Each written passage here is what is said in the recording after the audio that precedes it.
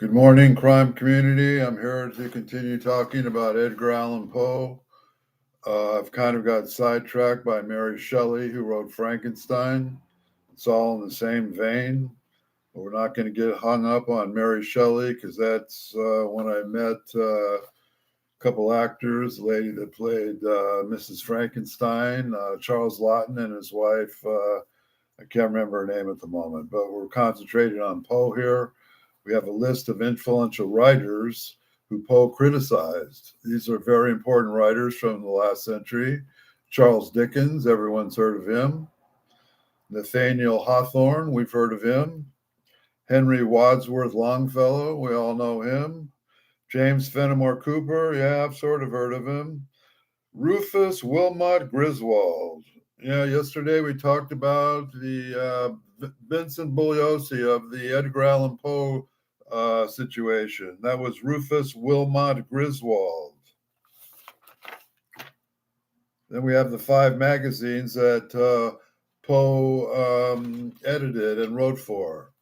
So the first one, Charles Dickens, Poe revealed Barnaby Ridge and criticized Dickens' narrative structure and character development. He admired Dickens' talent, but pointed out flaws in plot logic that have to do with literary analysis, which I studied in college. And it lets you break down a scene and come up with the analysis of the scene, which makes perfect sense that he would criticize his flaws of logic because Poe knew literary analysis. Nathaniel Hawthorne. Poe praised Hawthorne's short stories and their unity and moral depth. His review of Twisted Told Tales is one of the earliest serious critiques of Hawthorne's work. Henry Wadsworth Longfellow.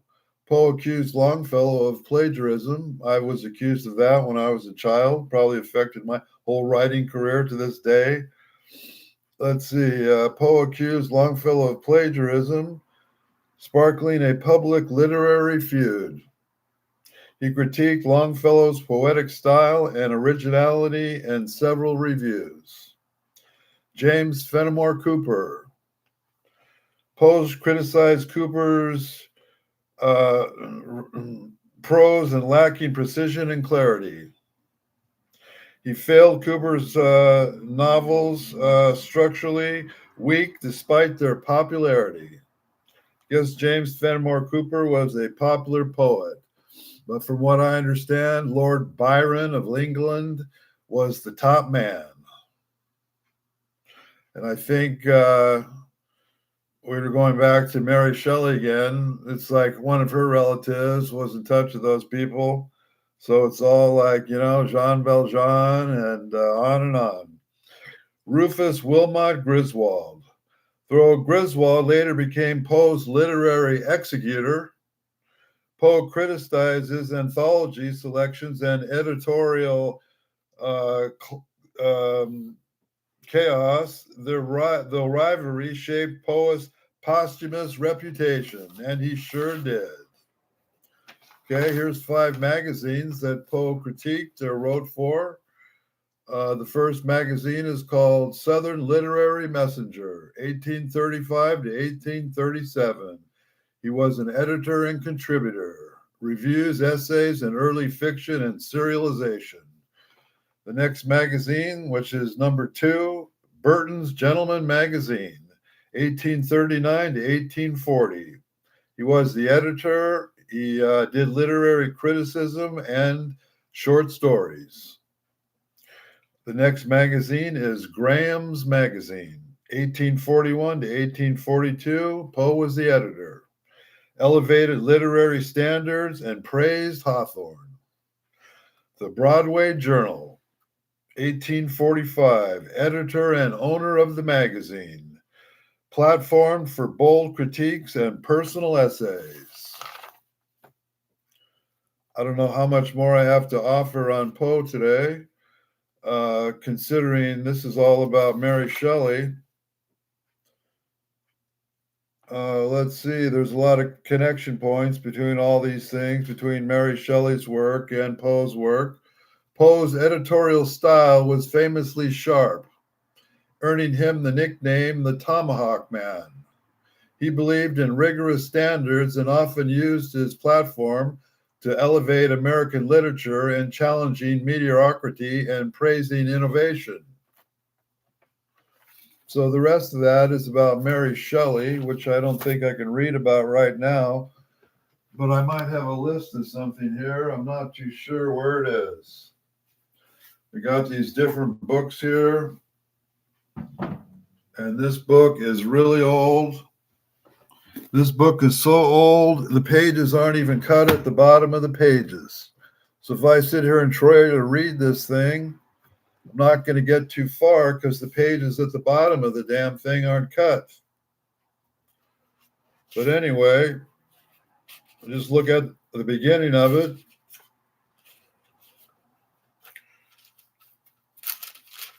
Complete Works of Edgar Allan Poe, 10 volumes.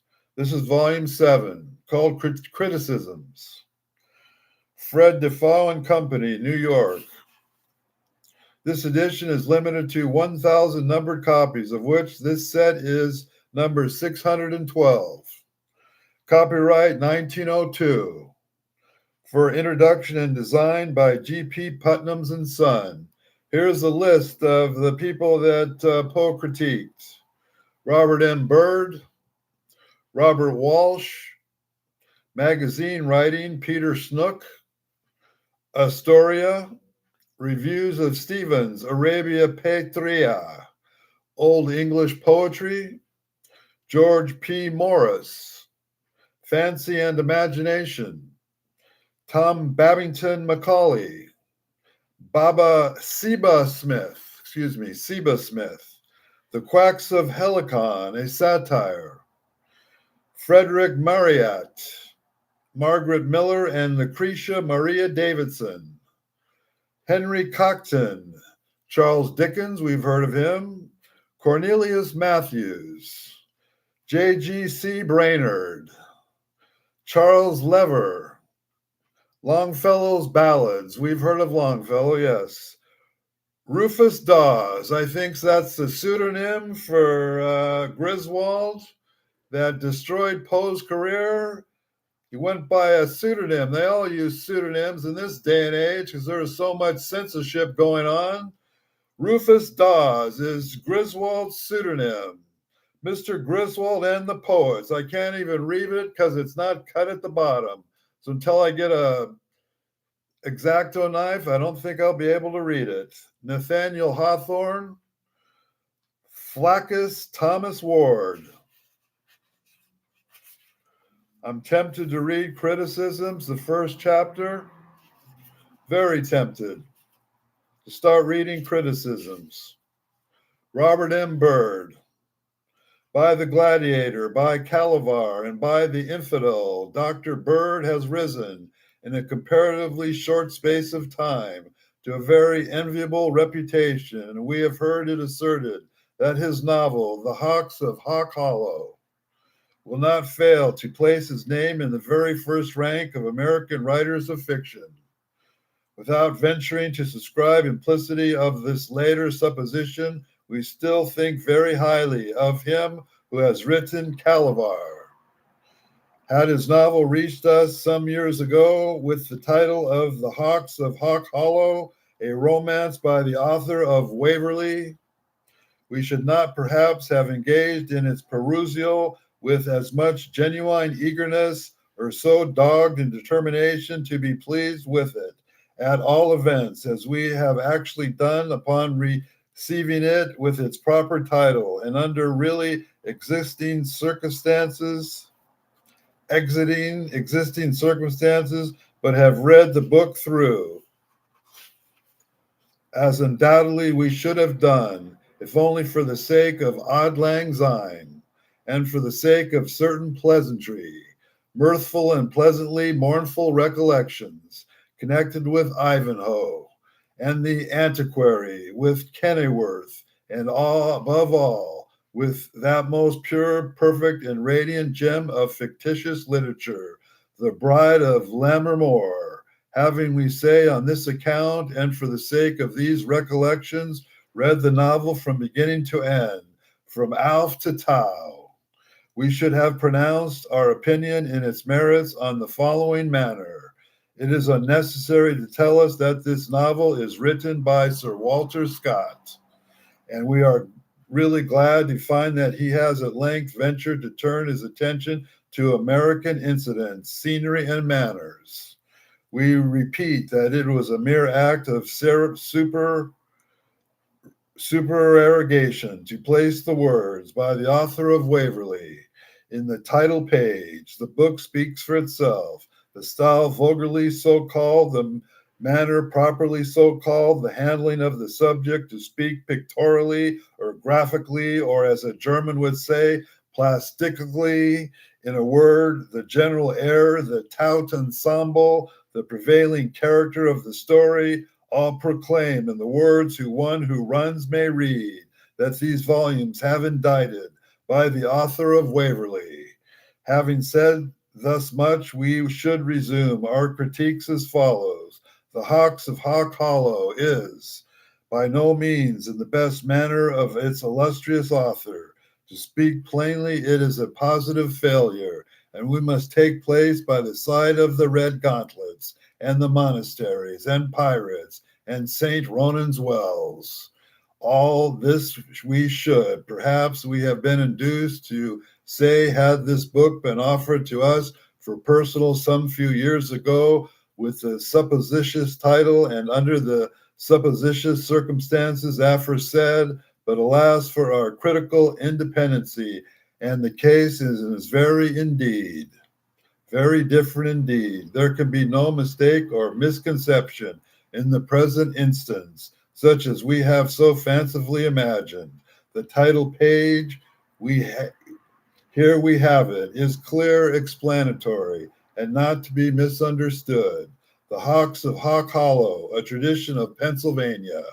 That is to say, a novel is written, so we are assured, not by the author of Waverley, but by the author of that very fine romance, Calavar, but not by Sir Walter Scott, Baronet, but by Robert M. Byrd, M.D. Now Robert M. Byrd is an American. In regard to that purely mechanical portion of this novel, which it would now be fashionable to dominate its style, and we have very few observations to make. In general, it is faultless.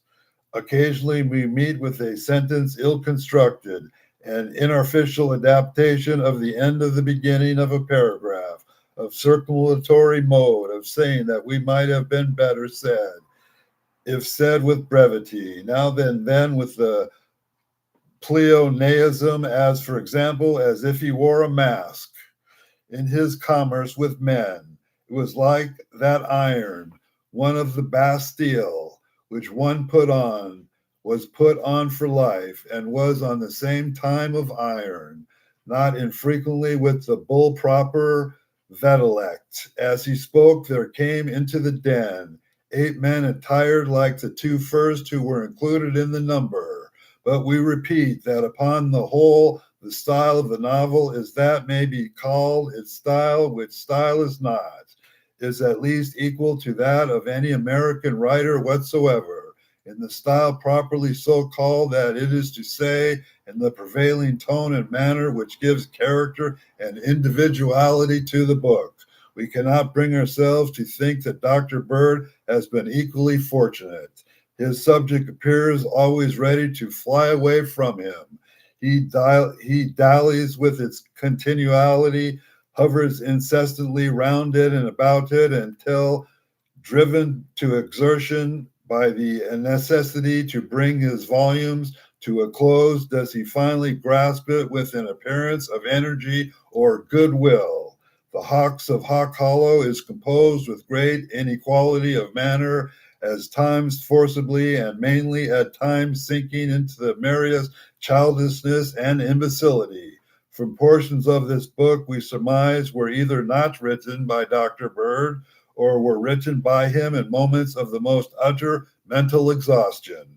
On the other hand, the reader will not be disappointed if he looks to find in the novel many, very many well-sustained passages of great eloquence and beauty.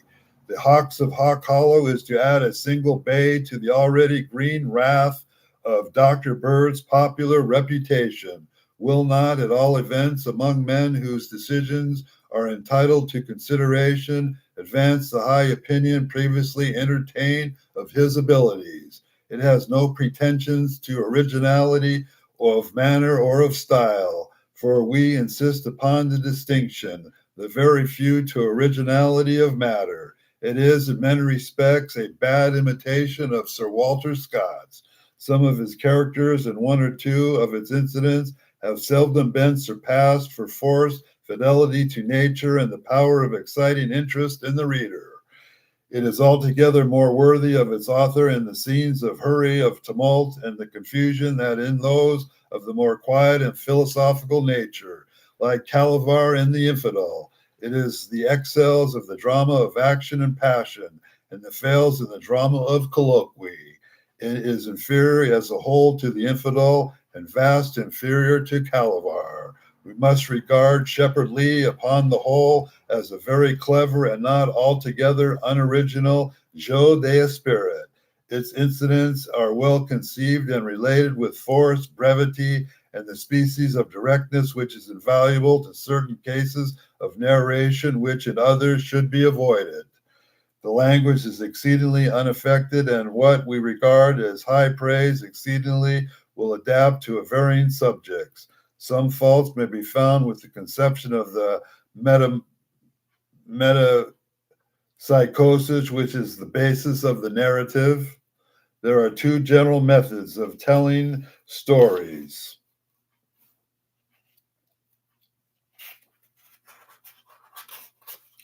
And it's not cut, so I have to leave 2 pages out.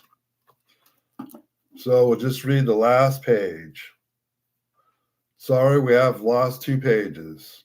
With indirectness of expression, in short, by making use of the infinity of arts which gives verisimilitude to a narration, and by leaving the result as a wonder not to be accounted for, it will be found that bizarreries thus conducted are usually far from effective than those otherwise managed. The attention of the author, who does not depend upon explaining away his incredibilities, is directed in giving them the character and the luminousness of truth, and thus are brought about unwittingly some of the most vivid creations of human intellect. The reader, too, readily perceives and falls in with the writer's humor, and suffers himself to be borne on thereby. On the other hand, what difficulty or inconvenience or danger can there have in leaving us uninformed of the important facts that a certain hero did not actually discover the elixir vitae, could not really make himself really invisible, and was not either a ghost in good earnest or a bona fide wandering Jew? Enough of Robert Byrd and Allan Poe for today. Think there's any truth and liking and enjoyment of what I'm saying or reading here, please like and subscribe and share, and have a great day.